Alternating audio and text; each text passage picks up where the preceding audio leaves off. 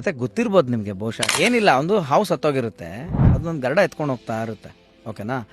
ಈಗ ಅದು ಹಾವು ಬಾಯಲ್ಲಿ ವಿಷ ಇರುತ್ತೆ, ವಿಷ ಮೇಲಿಂದ ಕೆಳಗೆ ಸೋರ್ತಾ ಇರುತ್ತೆ. ಕೆಳಗಡೆ ಒಂದು ರಾಜ್ಯದಲ್ಲಿ ಒಬ್ಬ ರಾಜ ಏನು ಅಂದರೆ, ಅವನು ಎಲ್ಲರಿಗೂ ಅಡುಗೆ ಮಾಡಿಸೋ ಖುಷಿ ಅವನಿಗೆ. ಒಂದು ಪ್ಲೇಸ್ ಇರುತ್ತೆ, ಅಲ್ಲಿ ಬಂದೋ ಟ್ರಾವೆಲವರೆಲ್ಲ ಊಟ ಮಾಡ್ಕೊಂಡು ನೀರು ಕುಡ್ಕೊಂಡು ದಣಿ ವಾರಿಸ್ಕೊಂಡು ಹೋಗ್ಲಿ ಅಂತ ಪಾಪ ಮಾಡ್ತಾ ಇರ್ತಾನೆ.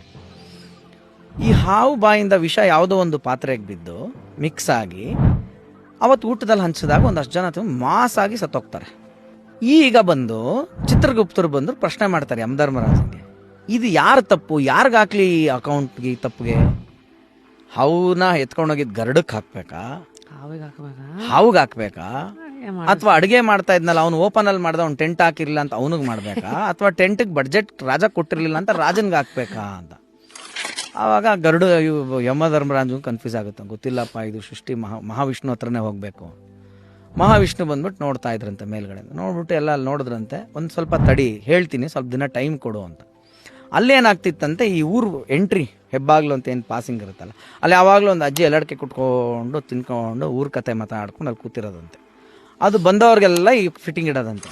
ವಾ, ಎಲ್ಗೋಯ್ತಾ ಹೋಯ್ತಾ ಇದ್ದೀರಾ, ಅಲ್ಲಿ ರಾಜ ಊಟ ಅಡುಗೆ ಮಾಡ್ಸವ್ನೆ ಅಂತನ, ಅಲ್ಲಿಗೆ ಹೋಗ್ಬೇಡ್ರಪ್ಪ, ಮೊನ್ನೆ ವಿಷ ಹಾಕಿ ತಿಂದ್ಬಿಟ್ಟು ಬೋ ಜನ ಸತ್ತೋಗ್ಬಿಟ್ರು, ಅಲ್ಲಿ ವಿಷ ಹಾಕಿ ಸಾಯಿಸ್ಬಿಡ್ತಾರೆ, ಹೋಗ್ಬೇಡಿ ಅಂದ್ಲಂತೆ ಅಜ್ಜಿ.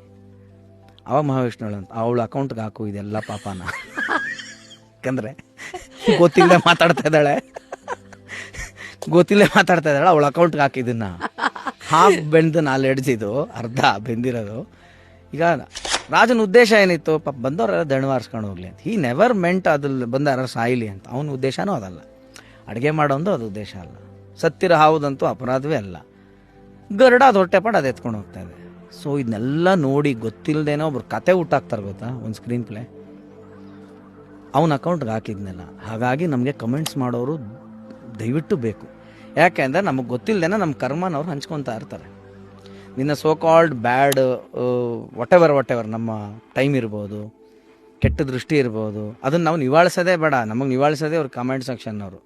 ಹೂವರ್ does a negative comment without knowledge, ಅವ್ರಿಗೆ ಅದನ್ನೆಲ್ಲ ದೇವ್ರು ಹಂಚ್ತಾರೆ.